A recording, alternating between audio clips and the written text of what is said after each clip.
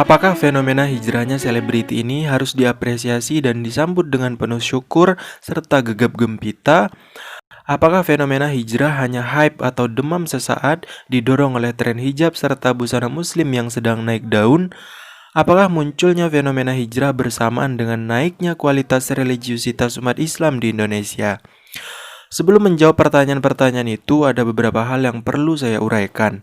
Ada sederet nama yang mengaku telah hijrah atau dalam proses hijrah. Di antaranya adalah Tengku Wisnu, Shiren Sungkar, Fitri Tropika, Dude Harlino, Anissa X Caribel, Ari Untung, Kartika Putri, Virgon Tambunan, dan masih banyak lagi. Satu persatu dari mereka mulai berhijrah, meninggalkan kegiatan keartisannya. Ada pula yang masih bertahan untuk kegiatan atau job tertentu yang mereka pilih secara selektif. Sudah menjadi watak warga plus 62 untuk antusias menyambut transformasi para idola mereka yang kini berhijab. Meskipun harus dilema karena niscaya idola mereka lambat laun akan tersingkir dari jatah tampil di layar kaca. Karena tentu saja kuota untuk wanita berhijab di layar kaca lebih sedikit dibanding dengan yang tidak. Makanya banyak dari artis hijrah yang kini fokus memupuk eksistensi, membranding diri di sosial media dan platform serupa seperti YouTube, Instagram, dan lainnya. Bisa Anda cek sendiri, setiap ada selebriti yang membuat pengumuman perihal keputusannya untuk berhijab, sontak artis tersebut akan dibanjiri dukungan, komentar takjub, dan semacamnya. Ya memang begitulah seharusnya.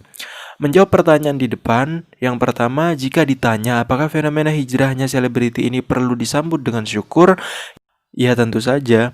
Bagaimanapun secara penampilan, at least mereka telah bertransformasi dari yang dulunya terbuka mengumbar aurat, sekarang tertutup dengan busana sopan. Yang dulunya terima job manggung, nyanyi, dan adegan apa saja yang penting duit, sekarang mereka berpatokan pada prinsip agama. Bagaimanapun, keputusan mereka berhijrah bukanlah perkara mudah. Banyak yang perlu mereka pertimbangkan, apalagi bagi yang karir keartisannya sedang meroket. Kedua, apakah fenomena hijrah yang secara pragmatis selalu disimbolkan dengan memakai jilbab adalah fenomena yang hangat sesaat karena didorong ngetrennya busana muslim yang tidak lama kemudian jilbab akan dicopot dan akan ditinggalkan bersamaan dengan meredupnya tren busana muslim? Tentu saja tidak. Melihat fakta secara empiris bahwa banyak di lingkungan kita wanita yang mulai menutup aurat seiring bertambahnya usia. Mungkin begitu juga dengan situasi dan gejolak batin yang dialami selebriti.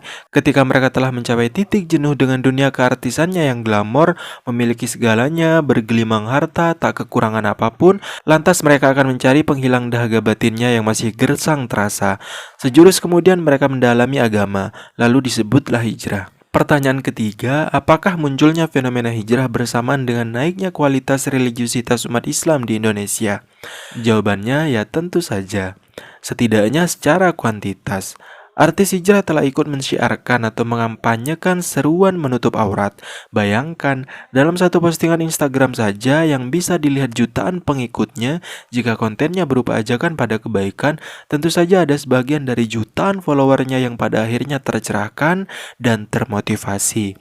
Artis hijrah juga kerap mengadakan pengajian yang bisa menyedot perhatian banyak orang, terutama menggait rekan sesama artis yang sebelumnya jauh dan apatis pada kegiatan agama. Ini sebuah fenomena yang menurut saya menarik untuk diulik. Ya, walaupun tak sedikit dari mereka yang kemudian mengalami yang namanya dai sindrom, layaknya star syndrome.